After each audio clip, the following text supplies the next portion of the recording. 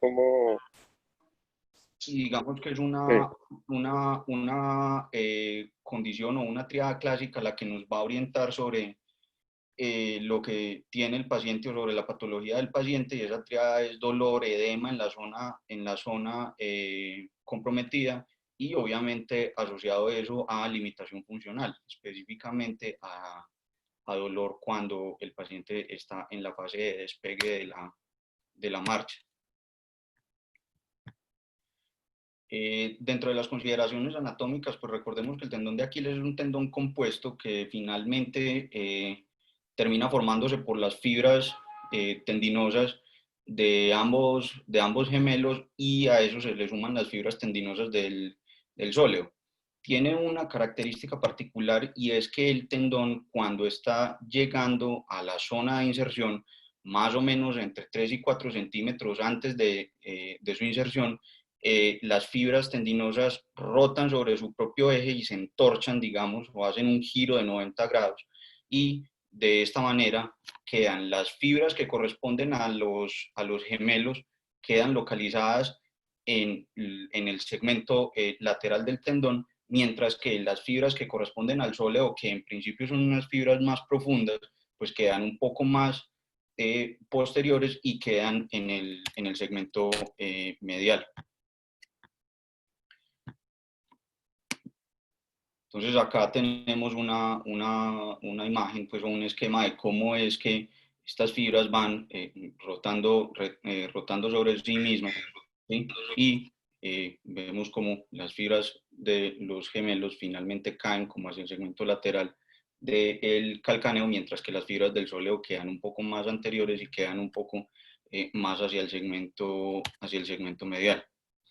En cuanto a esto digamos que tiene una consideración importante, y es que en el segmento intermedio del tendón, pues la vascularización es bastante menor por área de sección respecto a la zona proximal o a la zona de inserción del tendón. Y pues digamos que eso en parte a eso en parte se le puede atribuir algunos de las causas posibles de la aparición de la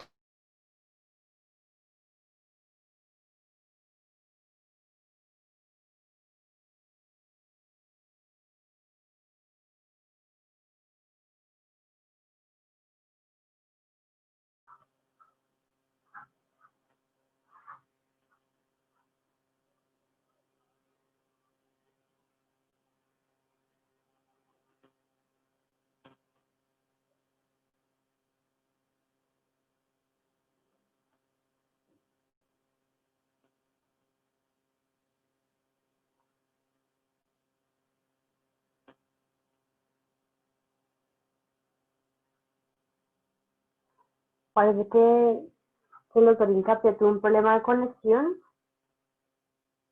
pero ya le escribo.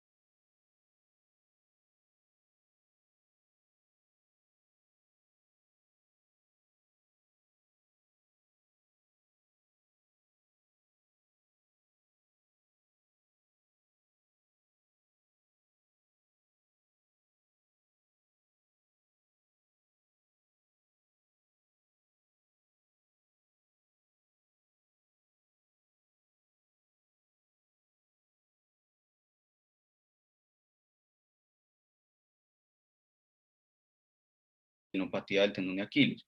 Se dice que hasta un 60% de las personas pueden llegar a tener algunos cambios degenerativos en el tendón sin que presenten sintomatología clínica. Entonces, cuando se suman todos estos factores que hay acá, que son factores intrínsecos más los factores extrínsecos, pues eventualmente puede empezar a producirse algún deterioro al interior del tendón de Aquiles.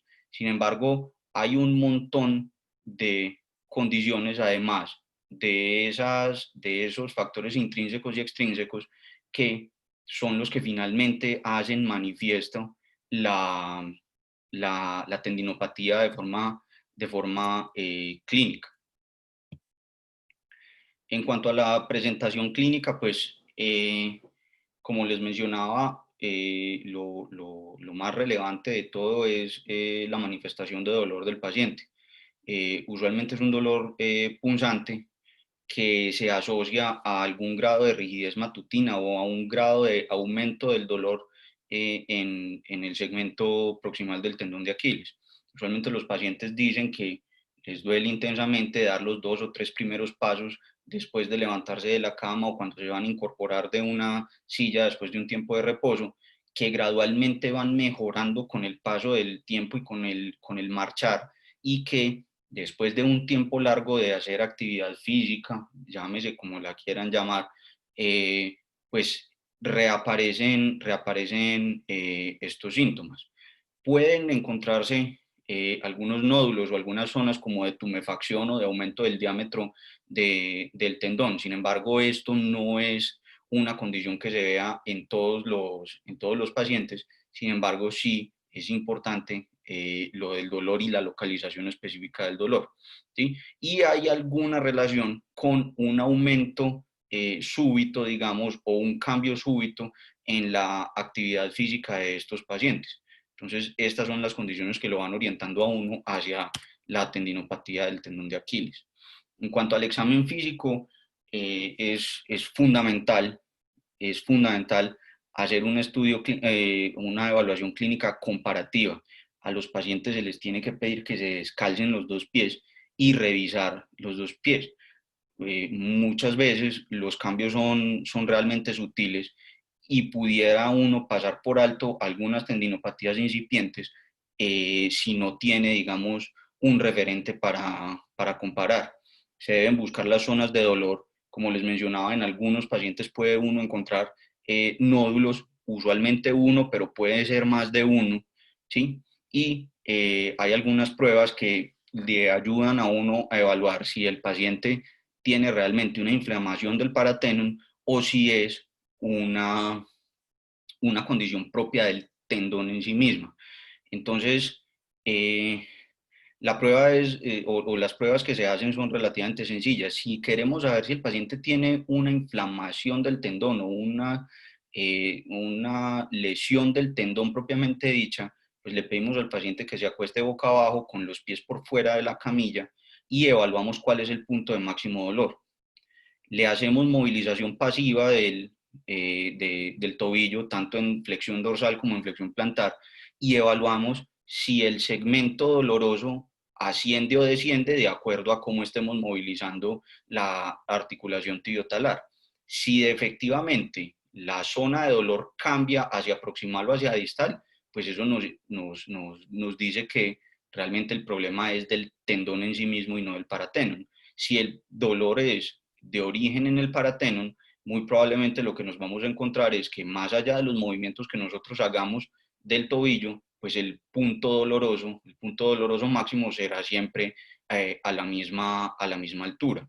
Es importante fijarse qué pacientes tienen contracturas en equino. En este y ya sabíamos, pues ya habíamos comentado que contracturas en equino son cualquier cosa, cualquier limitación para la flexión dorsal que nos evite hacer menos de 10 grados de flexión dorsal. Y es importante también fijarse en aquellos pacientes que ya van teniendo cambios degenerativos más avanzados del tendón, que tienen una menor fuerza para pararse en puntas de pies, para hacer flexión plantar, y en estos pacientes, curiosamente, se hace mucho más laxo la flexión dorsal. Entonces son pacientes que tienen como un arco de movimiento aumentado hacia la flexión dorsal. Hay otra prueba que esta ya no está más dirigida específicamente hacia el tendón de Aquiles y no hacia el paratendón, y en este caso lo que tenemos que hacer es que con el pie relajado en posición neutra o con un ligero equino, pues palpamos cuál es el punto de dolor y buscamos el nódulo si el paciente tiene el nódulo. Cuando le pedimos al paciente que haga flexión dorsal activa, normalmente si se trata de cambios degenerativos del tendón o procesos patológicos en el tendón, entonces ese punto doloroso desaparecerá cuando el paciente haga fuerza. En cuanto a las ayudas diagnósticas, digamos que son secundarias. No es estrictamente necesario pedirle a los pacientes ayudas diagnósticas para definir que efectivamente el paciente tiene una tendinopatía del tendón de Aquiles. Sin embargo, las radiografías sí nos ayudan para tratar de determinar cuál es el origen o si hay algún tipo de calcificación al interior del tendón que pueda ser la razón del dolor de los pacientes. Si hacer ecografía o hacer resonancia magnética, digamos que es un tema discutido. La ecografía es un examen, digamos, un poco más asequible para todos y es menos costoso. Sin embargo, pues tendrá siempre el pero de ser un examen operador dependiente. Sin embargo, pues es un tendón que es bastante superficial y que creería uno pues que un radiólogo entrenado no tenga mucho problema en hacer un diagnóstico claro o en decirnos cuáles son las características que tiene el tendón. En la ecografía buscan específicamente nódulos, cambios en la ecogenicidad y buscan también si hay un proceso de hipervascularización en la zona intermedia del tendón. La resonancia magnética nos muestra en esencia los cambios degenerativos intrasustanciales que se hacen manifiestos o que son característicos por hiperintensidad tanto en T1 como en T2, y pues también nos permite mirar cuál es el diámetro anteroposterior o medio lateral del tendón. También nos permite ver si además de los cambios degenerativos hay algún tipo de proceso alrededor del tendón o en los tejidos alrededor del tendón que puedan estar concomitantemente con la patología tendinosa en sí. Acá arriba a la izquierda les muestro cómo son los cambios en la intensidad de señal de un tendón con cambios degenerativos en una ecografía, mientras que acá abajo en la esquina inferior derecha pues vemos cómo el tendón se ve un poco engrosado y se ve con cambios en la intensidad al interior del mismo. Ya con eso, pues digamos que tenemos las herramientas suficientes para definir que el paciente tiene una tendinopatía o una peritendinopatía y pues en consecuencia empezar el tratamiento.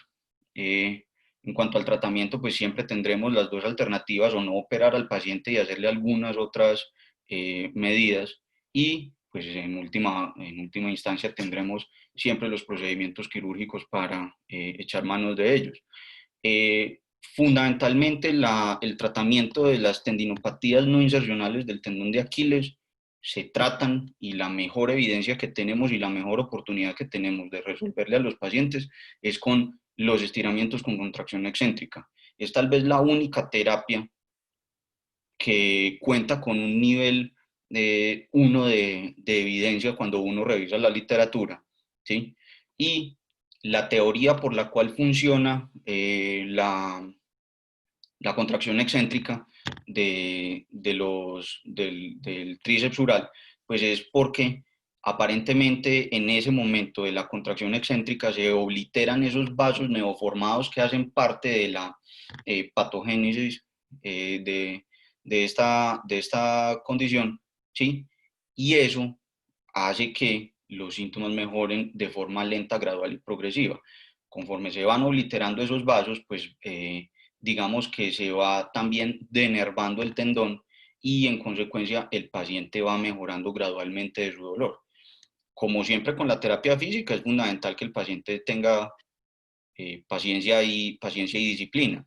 Y se habla que los esquemas de terapia física deben durar por lo menos 12 semanas, y como se ha hecho bastante enfático en nuestras rotaciones, pues que al paciente le hagan por lo menos 3 sesiones de terapia física a la semana.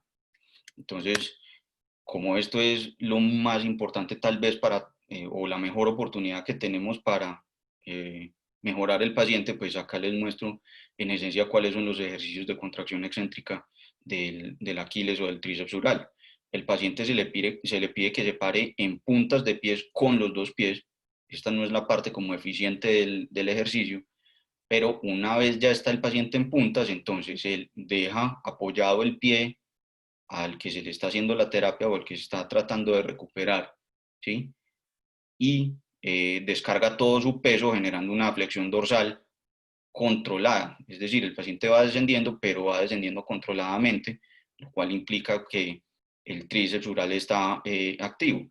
Y al final del movimiento hace una leve flexión de la rodilla que aumenta la contracción y que aumenta la longitud o que pretende estirar el tendón de Aquiles. Entonces este es el ejercicio que si nos tomamos el tiempo de eh, enseñarle al paciente, pues seguramente lo va a mejorar de su condición. Hay otras tantas terapias o intervenciones que se han estudiado para el tratamiento de las tendinopatías no insercionales. Sin embargo, fíjense que acá las recomendaciones que se pueden hacer realmente son pocas. Más allá del estiramiento del ejercicio, de los ejercicios excéntricos del tríceps sural. Eh, ya vamos a hablar de las ondas de choque, y miren que estas otras funcionan como terapias adyuvantes, pero realmente no hay sustento en la literatura que nos diga que eso es lo que va a mejorar a los pacientes o que las condiciones van a mejorar porque solamente le hagamos estiramientos a los pacientes o porque les hagamos crioterapia.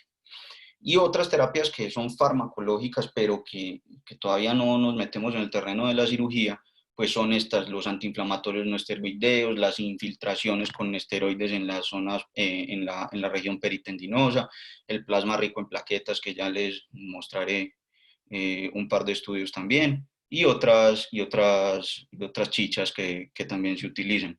Realmente de todo esto, si se fijan acá a la derecha, no hay forma de recomendar ni se ha visto ningún tipo de beneficio para los pacientes distinto a lo que se obtiene con los ejercicios de terapia y contracción excéntrica. Las ondas de choque, digamos que parecen ser promisorias en esta revisión sistemática de la literatura, pues encuentran que los pacientes tienen resultados satisfactorios en cuanto a mejoría del dolor, que es el desenlace final o el desenlace mayor que pretendemos a la hora de hacer los estudios de tendinopatías. Y realmente las complicaciones que hay alrededor de las ondas de choque, en este caso puntual, son escasas. En esencia son la intolerancia al procedimiento y el dolor transitorio postprocedimiento, ¿sí? En este caso específico, las ondas de choque de baja intensidad funcionan adecuadamente y tienen unos resultados a corto y mediano plazo que son satisfactorios en cuanto a mejorías de escala de dolor. Si ustedes se acuerdan, cuando hablamos de fascitis plantar, pues habíamos dejado claro que se necesitaban ondas de choque de alta intensidad para que el paciente efectivamente tuviera algún beneficio distinto al que obtenía con las infiltraciones. Hay otras terapias, la escleroterapia o la proloterapia, que es simple y sencillamente aplicar unas sustancias irritantes o unas sustancias que obliteren esos vasos neoformados alrededor del tendón. Y hay algunos resultados promisorios, específicamente con la escleroterapia, con un agente que se llama polidocanol, ¿sí? Y pues en algunos estudios mencionan que los resultados son similares a la cirugía en cuanto a control de dolor. Sin embargo, la heterogeneidad de los estudios pues todavía no nos permite hacer como una afirmación a ciencia cierta, pero pues por lo menos no hay ninguno que controvierta la utilidad y la seguridad de este procedimiento. Entonces, digamos que ahí hay un campo de estudio y hay una promesa terapéutica que eventualmente nos puede ayudar.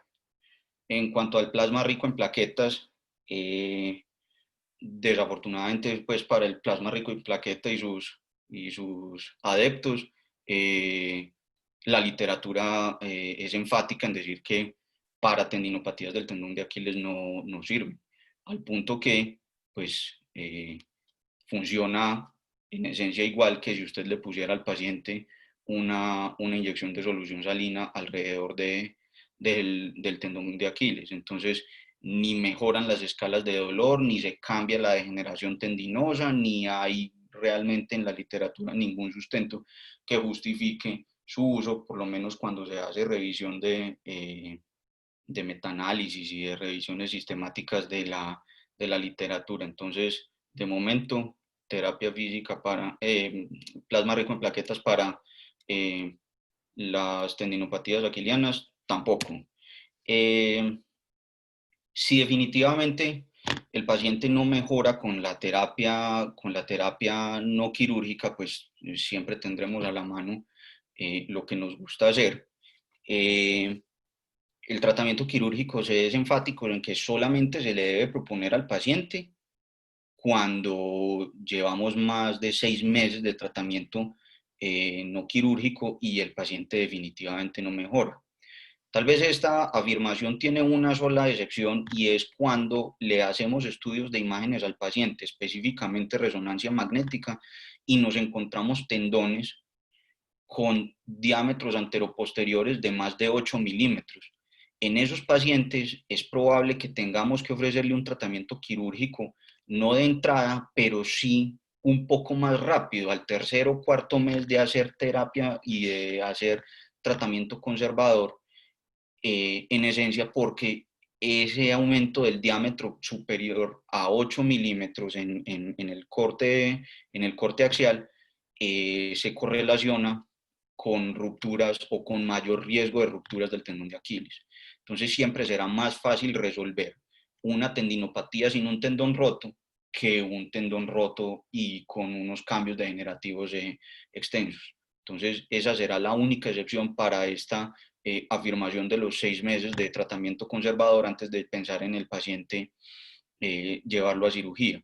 Los objetivos de la cirugía son en esencia retirar el tejido desnaturalizado, retirar las adherencias, y en todos lo que se procura hacer es incisiones longitudinales de mayor o menor tamaño dependiendo de la magnitud o el tamaño también de la lesión o de la zona deteriorada del tendón. Y segundo, pues por medio de estos procedimientos, pues tratar de estimular la función de los tenocitos y que los tenocitos se encarguen de producir un proceso cicatrizal al interior del tendón y a favorecer la producción de matriz extracelular de forma adecuada.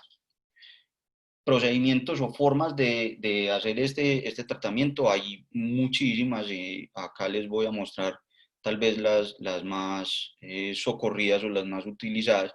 Esta primera es una técnica descrita por el doctor Nicola Mafuli, que consiste en esencia en hacer una denervación y una desvascularización percutánea de la zona comprometida del tendón. Él hace unas pequeñas incisiones, más o menos de 5 milímetros al lado y lado del tendón en la zona proximal y igualmente hace las mismas incisiones en la zona distal. Por estas zonas, por estas incisiones proximales, lo que hace es pasar una sutura gruesa, puede ser un Vicryl 0 o cualquiera de estas, una sutura gruesa y resistente, hace una tunelización, acá como lo están viendo en la segunda imagen, y con esta pinza va a pescar esas suturas que vienen en estos dos puntos, las recupera y va haciendo como un movimiento de sierra o de cizalla que va desprendiendo, digamos, el tendón del paratendón y sus tejidos y sus tejidos superficiales, y esto pues en teoría lo que hace es cortar como todos esos vasos y todos esos nervios neoformados alrededor de la zona de inflamación o de degeneración del tendón. Reporta una tasa de éxito cercana al 85% y en su estudio o en su trabajo dice que realmente las complicaciones son pocas. No menciona específicamente cuáles, pero no habla pues como de dehiscencias de sutura o exposición o infecciones profundas ni nada que se le parezca. Otra técnica que se puede utilizar es la tenotomía percutánea. Se supone que este es un procedimiento que se debe guiar por ecografía. Cuando la ecografía se localiza la zona de principal degeneración del tendón, ¿sí? Y una vez se tiene localizada esta zona, pues lo que se hace es hacer una punción con una hoja fina, ¿sí? Una vez uno está seguro que ha atravesado el tendón completo, deja quieto el bisturí en ese punto y lo que empieza a hacer es flexión dorsal y flexión plantar. Entonces, el tendón irá haciéndose solito, digamos, unos cortes longitudinales. Eso se hace en el punto central del tendón y una vez está hecho ese primer corte, pues lo que se hace es inclinar la hoja del bisturí para generar otros dos cortes, tanto lateral como medial, ¿sí? Y esta es más o menos la dinámica de esta tenotomía percutánea y con eso el paciente debe mejorar. Si definitivamente las lesiones son o muy grandes o tienen un compromiso de más del 50% del espesor del tendón, entonces ya ahí las técnicas percutáneas digamos que pierden función y pues tendremos que hacer cirugía abierta. La cirugía el abordaje es un abordaje convencional para el tendón de Aquiles, se hace paratendinoso medial en aras de evitar lesiones en el nervio sural primero y segundo, tener una mejor cobertura después de haber hecho el procedimiento. Se hace una incisión longitudinal del tendón también y se busca cuál es la zona degenerativa del mismo.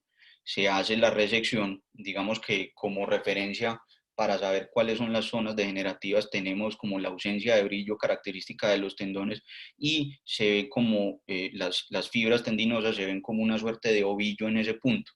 Entonces esa es la zona que tendremos que resecar del tendón y pues se menciona que los resultados son favorables hasta en un 70% de los pacientes. ¿Cuál es el problema? Que como siempre que nos enfrentamos a patologías alrededor de la región posterior del pie o del tendón de Aquiles, pues la piel es tal vez lo que más problemas nos va a dar si no somos lo suficientemente cuidadosos con él. Todos los libros y en toda la literatura siempre son enfáticos en el cuidado de la piel porque las complicaciones de la piel nos meterán en aprietos serios después con estos pacientes. Definitivamente, si los pacientes o en los pacientes tenemos que hacer resecciones de más del 50% del espesor del tendón, entonces hay que considerar, además de hacer el desbridamiento y la tubulización del tendón, algún tipo de procedimiento adicional.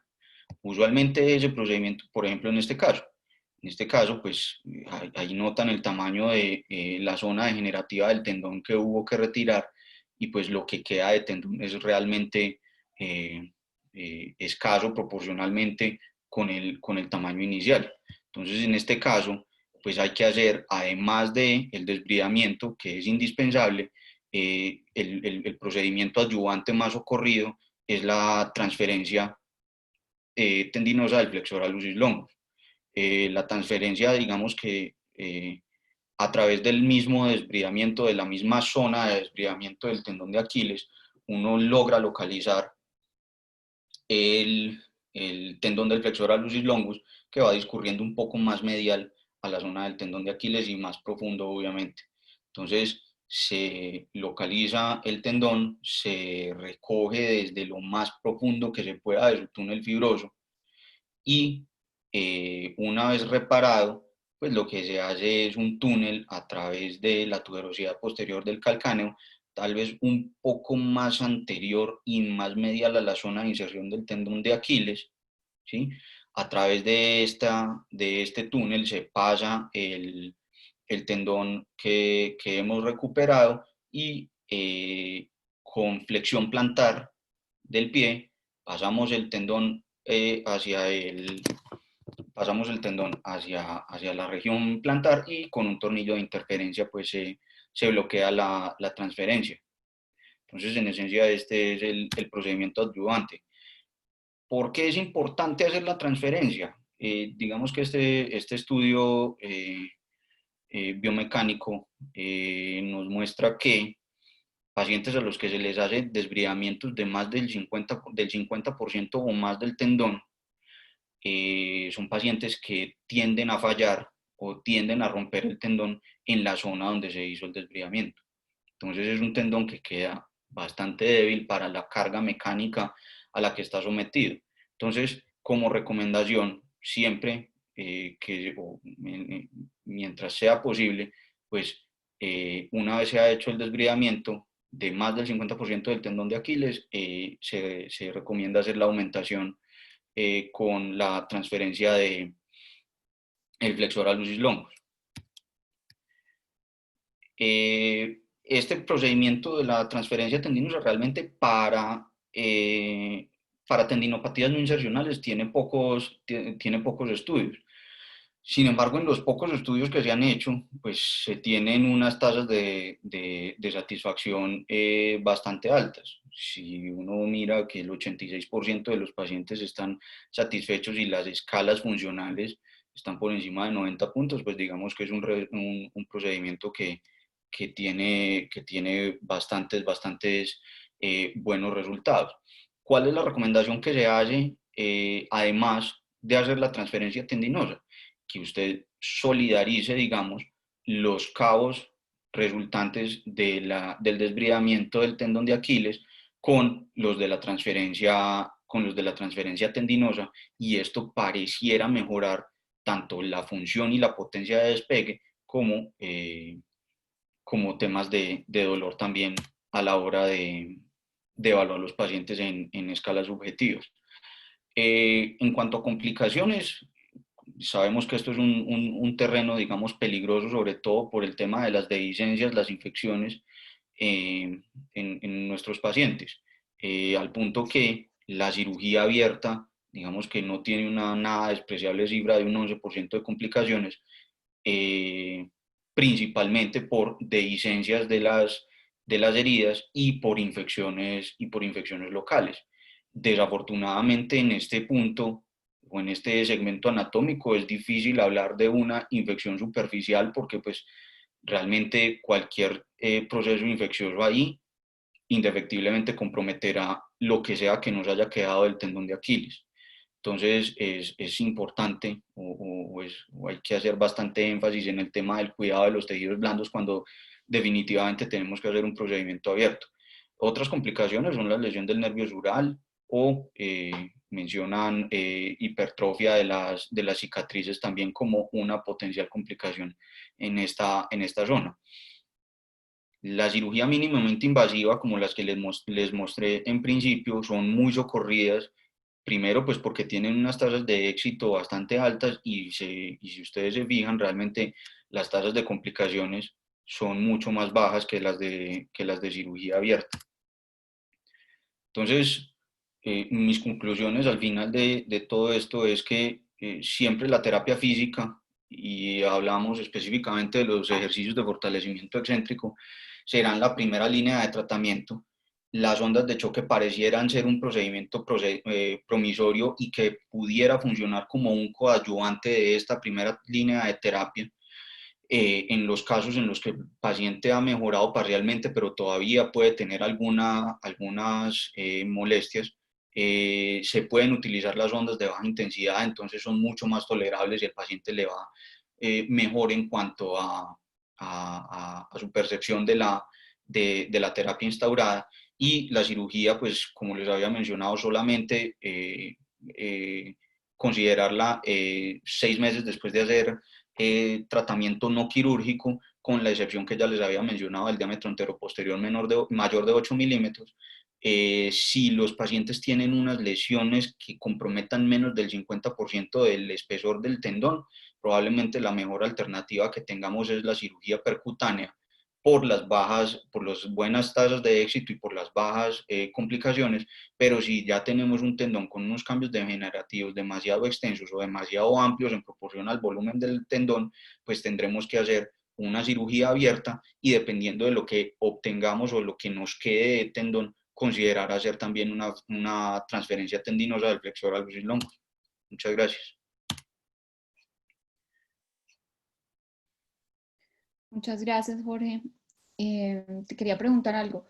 ¿Revisaste algo acerca del manejo quirúrgico endoscópico o artroscópico, la tenoscopia de Aquiles para el manejo de esta patología? La tenoscopia es otro procedimiento, digamos, considerado mínimamente invasivo, en el sentido de que se hacen incisiones pequeñas. Las tasas de resultados son en esencia las mismas que con cualquier otro procedimiento percutáneo. Realmente es esa como la conclusión, digamos.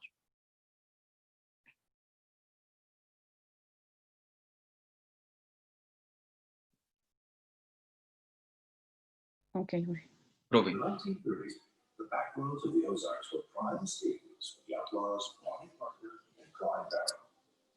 ¿Alguna otra pregunta? ¿Aló? Aló, sí, buenas noches. Yo sí quería preguntarle a Jorge, como él habla todo el tiempo, bueno, y sabemos que es súper importante la rehabilitación con ejercicios excéntricos. ¿Sí nos puedes explicar qué es una contracción excéntrica? Una contracción excéntrica es una contracción en la que la fibra muscular se va extendiendo o va ganando longitud mientras el músculo está contraído, ¿sí?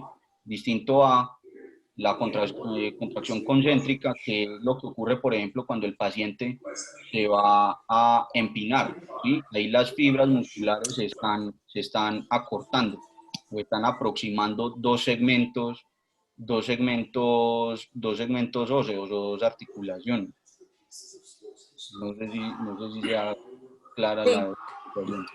Sí, muy clara. Y algo importante en el ejercicio que tú mencionabas, la contracción excéntrica se realiza en el descenso y hay que trabajarla en forma lenta, o sea, hay que desacelerar el movimiento para que se produzca la contracción como debe ser y el fortalecimiento como se debe hacer.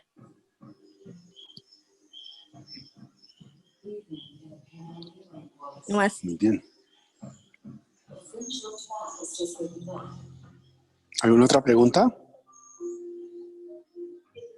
Yo quería preguntar, en cuanto a la radiofrecuencia, ¿cuántas sesiones se deben hacer o cada cuánto antes de considerar que el manejo conservador no fue suficiente? Yo sé que el tiempo son 6 meses en general conservador, pero ¿cómo se hace, digamos, qué es la radiofrecuencia? ¿Cuántas veces a la semana o cómo funciona? Pero radiofrecuencia o ondas de choque. Perdón, ondas de choque. Bueno, yo realmente no conozco el protocolo de las ondas de choque, es para que los pacientes le hagan más o menos dos sesiones a la semana. Los ciclos varían dependiendo como de la persona que maneje el equipo. No hay un momento determinado, no hay un momento específico en el que usted le diga al paciente definitivamente tiene que o le puede ofrecer ondas de choque. Usted lo pudiera hacer desde un principio, como les digo, como terapia coadyuvante de los ejercicios de contracción excéntrica. Digamos que no son terapias excluyentes. Sin embargo, uno quisiera que el paciente pues iniciara con un ciclo de terapia y ejercicios de contracción excéntrica antes de pasar a otra terapia adicional, que serían las ondas de choque, que sabemos que más allá de lo inocuas que son en cuanto a complicaciones, sí es un procedimiento que es doloroso y que es incómodo y que es un poco más costoso que la terapia física. Entonces realmente decirle exactamente cuándo el paciente para la terapia o además de la terapia se le inicia las ondas de choque, yo no tengo ese dato puntual. no tengo ese dato puntual, pero sí creo que una terapia bien dirigida, bien orientada, tendría que ser suficiente para evaluar cómo el paciente va progresando y con base en eso definir si efectivamente va a necesitar algo más. Vale, muchas gracias. Sí, Tatiana, en líneas generales se hace una sesión de ondas de choque semanal y a las 3 semanas se evalúa la respuesta clínica. Jorge, tienes una pregunta en el chat de la conferencia. Preguntan si hay rupturas espontáneas en este tipo de tendinopatías del Aquiles. Hay estudios que muestran que virtualmente todos los pacientes que tienen una ruptura espontánea del tendón de Aquiles tienen cambios degenerativos cuando se hacen estudios histológicos de esas muestras en el momento de la reparación del tendón. Entonces, sí, hay pacientes que pueden llegar a presentar rupturas del tendón de forma espontánea, y esos pacientes son pacientes que con seguridad tendrán algún proceso degenerativo. No sé si quede claro la respuesta.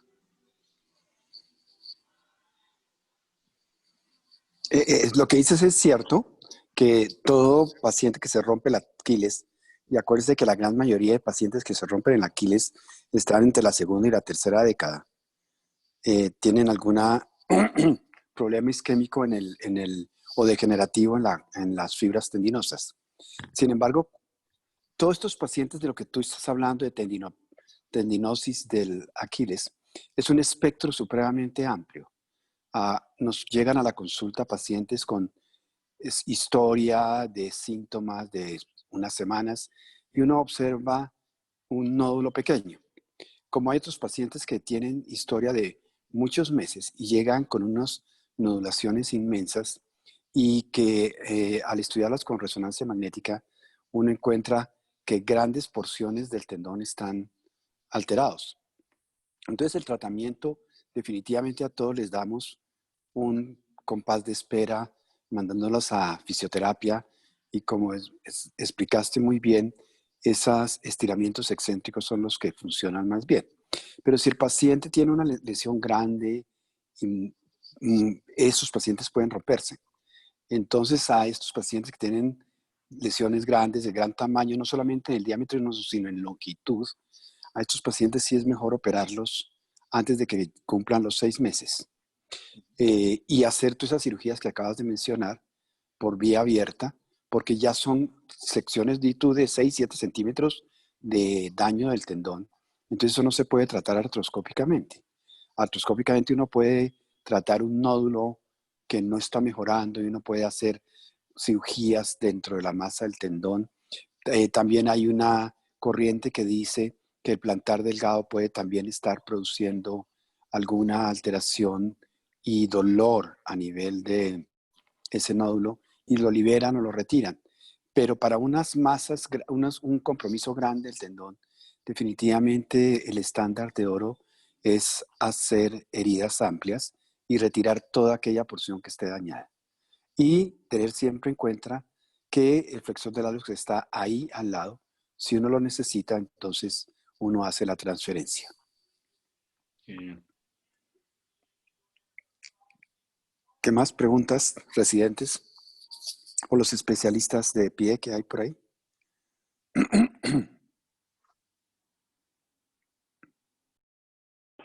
Doctor, hola a todos. Hola a todos, buenas noches. Yo solamente quería como de pronto agregarles algo a la charla de Jorge, y es que usualmente las tendinopatías no insercionales, como el profe dice, pues puede tener muchas presentaciones, pero usualmente digamos que la literatura los acomoda como en 3 patrones, y uno de esos es la degeneración local con el tendón mecánicamente bueno, que es lo que hablaba Jorge, o sea, el nódulo como tal que se forma por la degeneración tendinosa, pero también puede haber tendinopatías con engrosamientos difusos, o sea, no siempre las tendinopatías pueden aparecer con un nódulo ya establecido.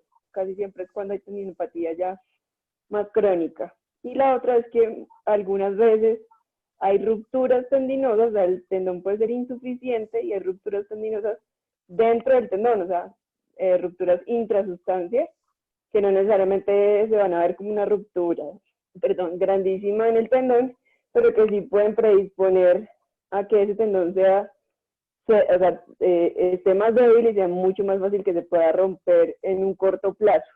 Entonces, en esos pacientes son los que también tenemos que estar pendientes que eso no ocurra. Era como lo que iba a agregar. Gracias, doctor.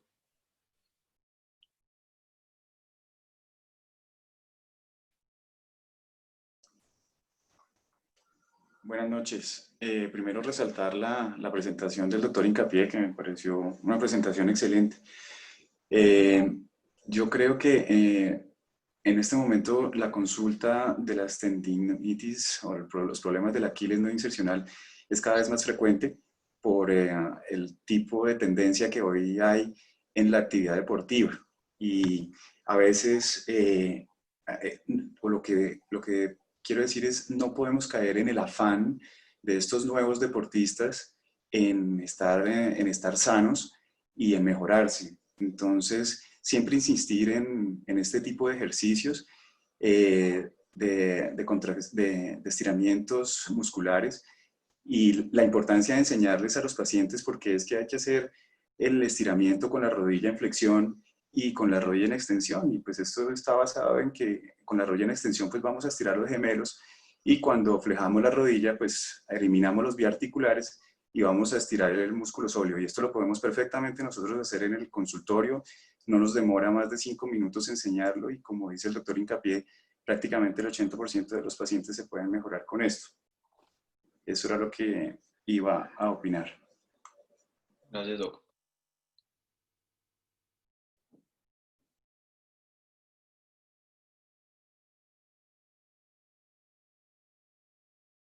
Bueno, y lo otro es que, perdón, yo les agrego, ya que el doctor Borda dijo eso, hay pacientes ahora cada vez de mayor edad que hacen más actividad física y tienen con mayor frecuencia este tipo de patologías. O sea, no piensen que esto solamente es de deportistas jóvenes, sino que es algo que se puede presentar ahora hay deportistas recreativos de mayor edad y que hacen cosas, o sea, ya hay personas que hacen maratones o que hacen triatlones y que pueden presentar estas patologías y no necesariamente tener rupturas. Entonces no siempre, pues como que la epidemiología de las tendinopatías no insercionales ha venido cambiando precisamente por el cambio de actividad física. Haciendo hincapié en lo que acabas de decir, por eso es que cuando nosotros tenemos estos pacientes con historia de deporte repetitivo, no importa la edad, hay que examinarlos muy bien y mirar que no haya mal alineamiento de la extremidad. Entonces, si yo tengo un genu valgo, puede incidir en la presentación de la patología. O si yo tengo un genu varo, exactamente.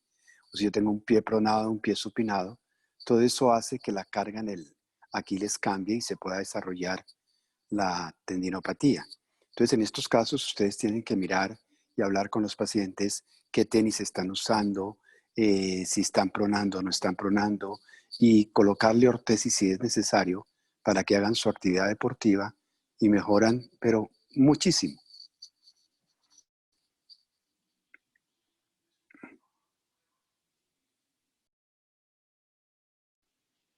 Muy buena presentación, Jorge. Muchas gracias. Dime. Buenas noches. Dale. ¿En cuánto tiempo con un tratamiento médico puede pensar uno en refractariedad al tratamiento médico, terapia física o el tratamiento médico que le esté haciendo el paciente? Es decir, mínimo los esquemas de terapia física deben prescribirse por 12 semanas, o sea, 3 meses. Antes de eso es probablemente pronto pensar en que hubo un fracaso terapéutico. no necesariamente los pacientes se tienen que mejorar completamente a los 3 meses o a las 12 semanas de hacer la terapia física, pero sí es importante ver cómo es la tendencia o cómo es el comportamiento de su dolor, de su limitación funcional. Entonces, si los pacientes después de las 12 semanas aún tienen algo de dolor, pero van mejorando, probablemente esos pacientes uno les dé una ayuda o un empujón más, pues haciéndole otras tantas sesiones de terapia, considerando eventualmente las ondas de choque, ¿sí? Y así se los puede uno llevar hasta los 6 meses, que ya dijimos que es como el punto de corte o el punto de inflexión en el que ya definitivamente decimos si el paciente sí se mejoró o si el paciente vamos a tener que hacerle algo más. Mira, yo personalmente, para ver si el proceso de rehabilitación está funcionando, cuando estos pacientes me llegan al consultorio, yo hago una goniometría para tener algo más objetivo, porque pues no sabemos qué tipo de rehabilitación está haciendo el paciente, si el paciente sí está haciendo o si no la está haciendo, y realmente si uno lo mide en la consulta inicial y es juicioso haciendo el seguimiento mensual del paciente con un goniómetro, como decía antes, con la rodilla en flexión, haciendo pues prácticamente el test de Silverskill y mirando la goniometría del paciente, yo creo que así sí podemos tener un punto de partida y podemos saber si el paciente realmente está elongando las fibras del tríceps sural o no, como para pensar en si es el tratamiento el que está fallando o es la estrategia del tratamiento.